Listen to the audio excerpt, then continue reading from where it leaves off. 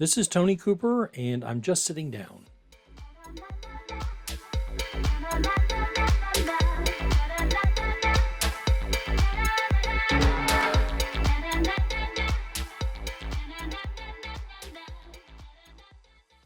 Okay, well, here we go. Okay, so this is Costa Rica part three.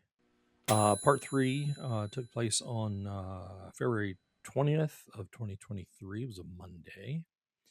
And before I get too deep into this, I want to let you know that some of the notes that I took while I was doing all this stuff, I took on my tablet. Some I took on my computer, my laptop, but um, for the most part, I was taking on my tablet because it was just quick and easy to just put in a time what we were doing generally. And like I said, my anticipation was that I was going to get back and immediately start recording or embellishing, and that didn't happen. But so some of the early pieces here are going to be quick. This episode will be quick because my notes are really sparse. However, quick enough or easy enough for me to embellish from, simply because I do kind of remember what happened those days. So on this particular day, we're still at Laguna del Lagarto, and we were there for 3 days. And our wake up was at 5:45. Now, a wake up for us is not. They're not going to call you on the phone. Most places didn't even have a method of communicating with you in your room. It was a knock on the door if they needed to get hold of you for any reason. But for us in particular, we brought our own alarm, and it was in the form of I wear sleep buds at night to help suppress the noise because I sleep very lightly. Um, and set it for 5:45 a.m. This was all Central Time because Costa Rica is on Central Time.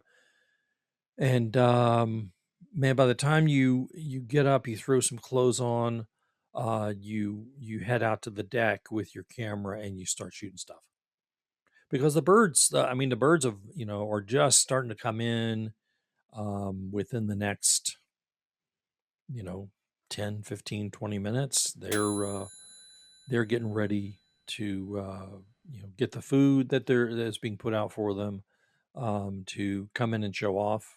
I always kind of thought that's what they were doing anyway. But we're out there on the deck, various parts of it, or down on the ground level, and we're shooting stuff. So we did that for a little while, and then got ready for breakfast, had some breakfast, did some more bird watching. And in some cases, you're sitting there eating, and you go, "Oh, look at that bird! Look, look, look!"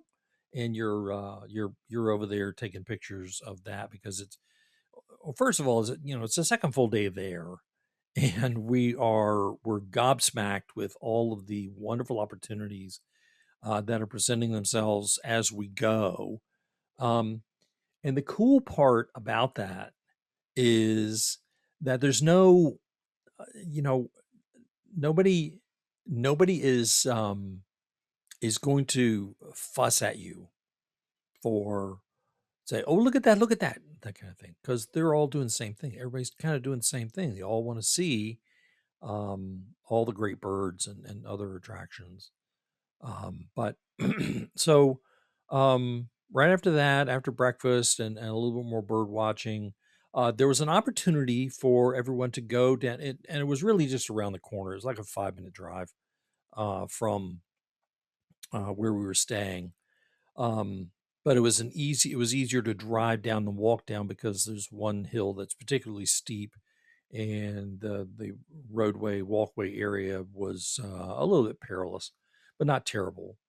And I decided not to go for this part because I wasn't. I got the impression that they were going to go over shoot some predatory birds, vultures, um, other types of eagles, that kind of thing. And so I said, "We know, Diana, you go do that, and I'm going to get some local stuff, some flora fauna maybe some lizards if there's a lizard or two, and there was. Um, and so I thought that Diana had already headed out to the bus, and I went ahead and got myself ready, and I was just kind of milling around, um, looking for stuff to shoot. Um, and Ben came over to where I was and said, "Are you going?" And I said, "I'm not." And if you can tell Diana that, that would be great. And so he left. And then she came back, and she was rather mad at me at the time. And it was because I had the key to the room, and she needed to get into the room or into where the room was. And so, and I completely understood. We're in a foreign country, and I'm nowhere to be found, and I have the only key to the room. Between the two of us, they only give you one key per room. And so she was upset with me, and I said, "Okay, I'm sorry. Here we go. We're going to move on to the next thing." And that's where she did. There were lots of birds. They basically put a carcass out for these vultures and predators and cleanup crew type of birds.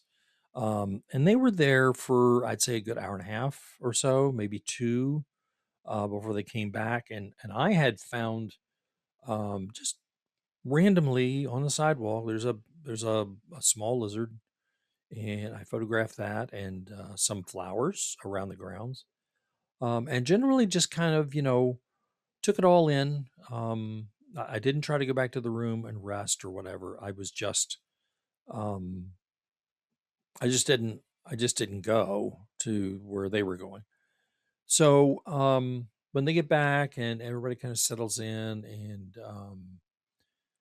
we had some lunch, and there was more local watching, but we did kind of take a little bit of time for some rest, which was much needed. Since we were basically kind of broiling overnight.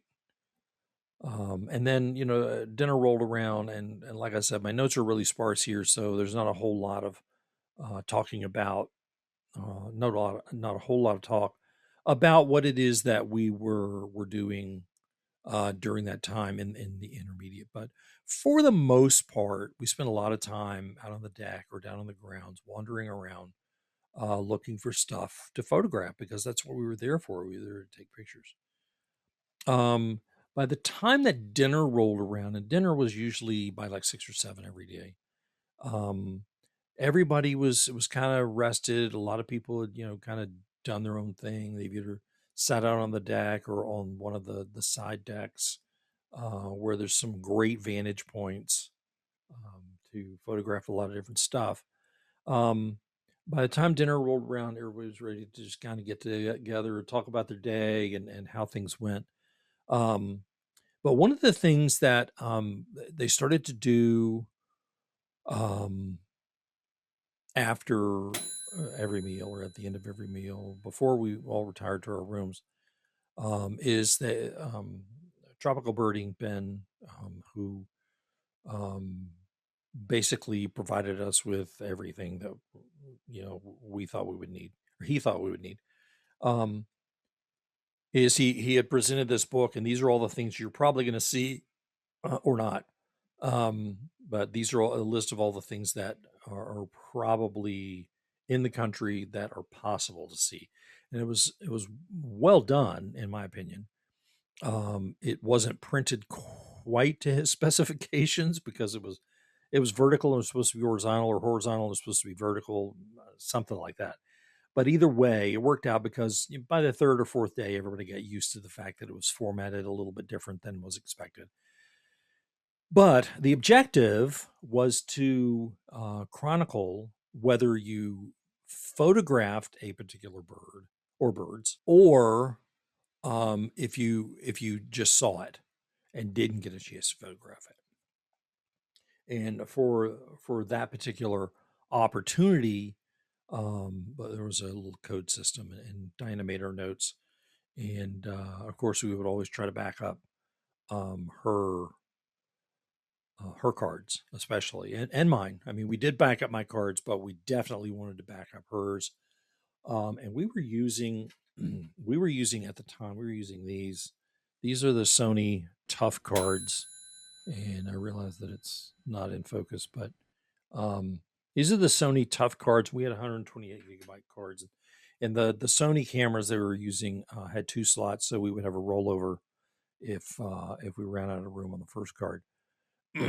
But and one of the reasons why I got those cards is because they are pretty highly rated. As you know, if you drop it, you crush it, whatever it is, it's going to rebound fast, and it did.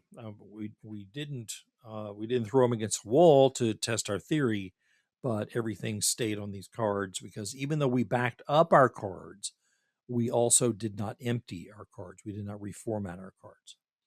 And more on that later because this was, one of our many challenges in a foreign country, and that was to get things working the way we expected. So after that, everybody kind of broke into their individual room groups and headed out. By the time we got to, by the time you get to dinner time, which is after 6, which is when the sun sets, there's really nothing left to do.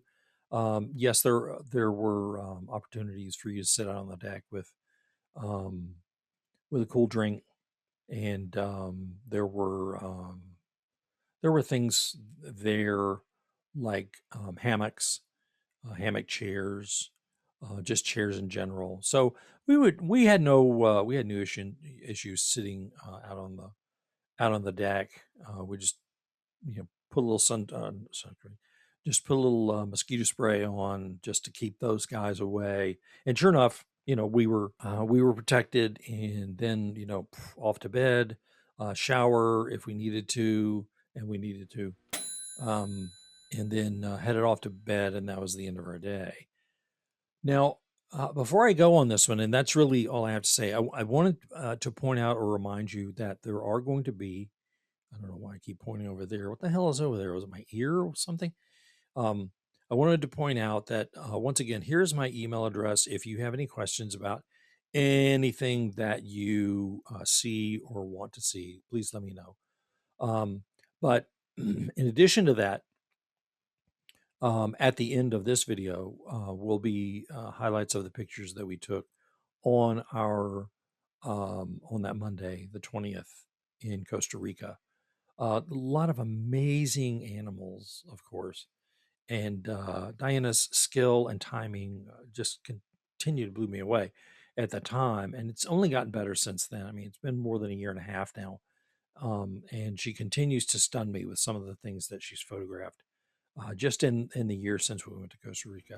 But I'm going to close out for now. I hope you stay for the slideshow. It'll be just like the one for the last episode. Enjoy. Take care of yourself. Please be careful out there. Peace.